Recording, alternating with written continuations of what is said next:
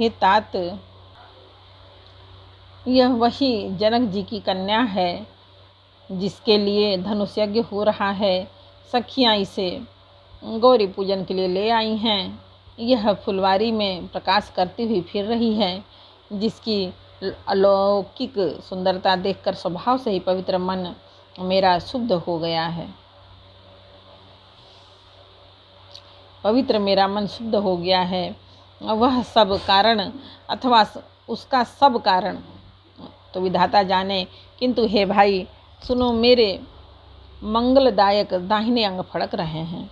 रघुवंशियों का यह सहज जन्मगत स्वभाव है कि उनका मन कभी कुमार्ग पर पैर नहीं रखता। मुझे तो अपने मन का अत्यंत ही विश्वास है कि जिसने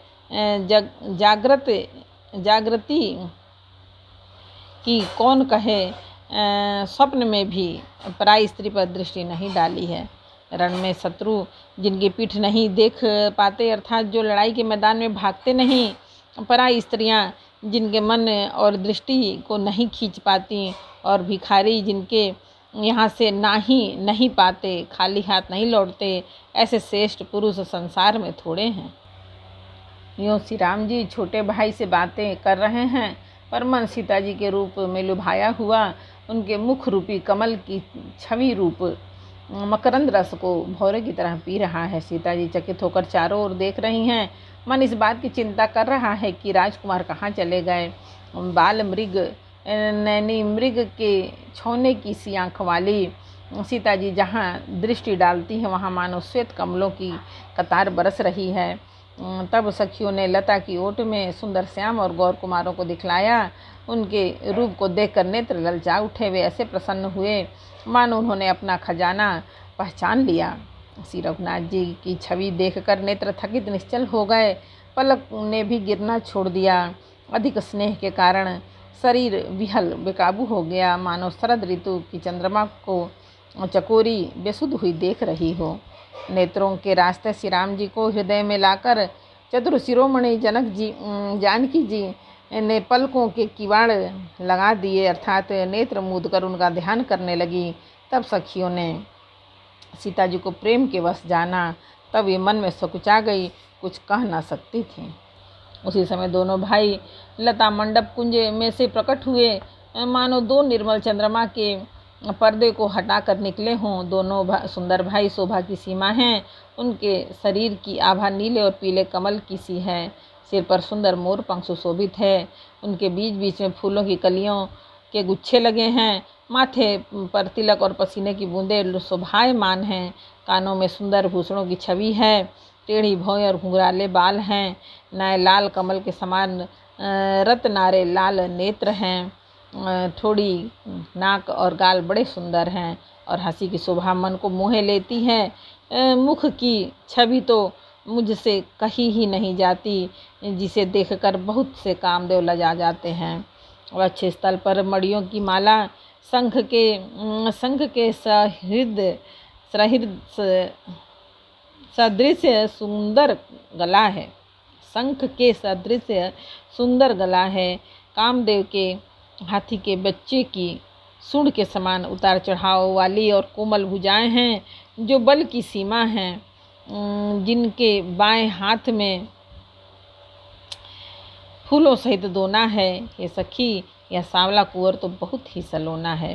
सिंह की सी पतली लचीली कमर वाले पीताम्बर धारण किए हुए शोभा और सील के भंडार सूर्य कुल के भूषण श्री रामचंद्र जी को देखकर सखी अपने आप को भूल गईं। एक चतुर सखी धीरज धरकर हाथ पकड़ा सीता जी से बोली, गिरजा जी का ध्यान फिर कर लेना। इस समय राजकुमार को क्यों नहीं देख लेती। तब सीता जी ने सकुचा कर नेत्र खोले और रघुकुल के दोनों सिंहों को अपने सामने खड़े देखा। नख से शिखा तक श्री राम जी की शोभा देखकर फिर पिता का प्रण याद करके उनका मन बहुत क्षुब्ध हो गया। जब सखियों ने सीता जी को परवश प्रेम के बस देखा, तब सब भयभीत होकर कहने लगी, बड़ी देर हो गई है, अब चलना चाहिए, कल इसी समय फिर आएंगी। ऐसा कहकर एक सखी मन में हंसी। सखी की यह रस भरी वाणी सुनकर सीता जी सकुचा गई। देर हो गई जान उन्हें माता का भय लगा। बहुत धीरज धरकर वे श्री रामचंद्र जी को हृदय में ले आईं और उनका ध्यान करते हुए अपने पिता के अधीन जानकर लौट चलीं। मृग पक्षी और पृथ्वी और वृक्षों को देखने के बहाने सीता जी बार बार घूम रही हैं और श्री राम जी की छवि को देख देकर उनका मन कम नहीं बढ़ रहा है, अर्थात बहुत ही बढ़ता जाता है। शिव जी के धनुष को कठोर जानकर वे विसूरती मन में विलाप करती हुई हृदय में श्री रामचंद्र जी की सांवली मूर्ति को रख कर चली। शिव जी के धनुष की कठोरता का स्मरण आने से उन्हें चिंता होती ही थी कि ये सुकुमार रघुनाथ जी उसे कैसे तोड़ेंगे। पिता के प्रण की स्मृति से उनके हृदय में क्षोभ था।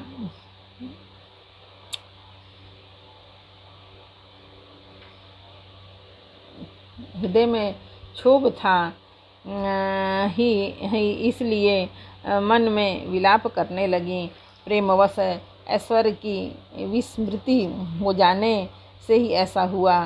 फिर भगवान के बल का स्मरण आते ही वे हर्षित हो गईं। सांवली छवि को हृदय में धारण करके चली।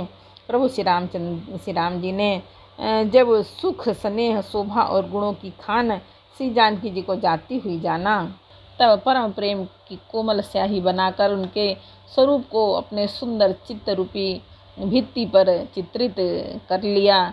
सीता जी पुनः भवानी जी के मंदिर में गईं और उनके चरणों की वंदना करके हाथ जोड़कर बोली, हे श्रेष्ठ पर्वत के राजा, हिमाचल की पुत्री पार्वती, आपकी जय हो, जय हो। हे महादेवी के मुख रूपी चंद्रमा की और टकटकी लगाकर देखने वाली चकोरी, आपकी जय हो।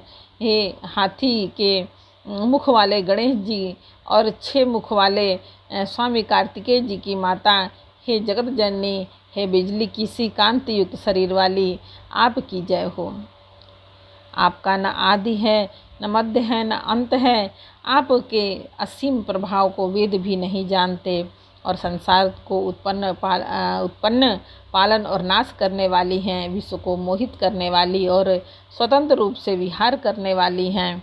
पति को इष्ट देव मानने वाली श्रेष्ठ नारियों में हे माता, आपकी प्रथम गणना है। आपकी अपार महिमा को हजारों सरस्वती और शेष जी भी नहीं कह सकते। वार बोलो रामायण मैया की जय। बालकांड का 5वां समर्पण। जय श्री राम जानकी पवन पुत्र भोलेनाथ माता आदि सत्य जय भोले।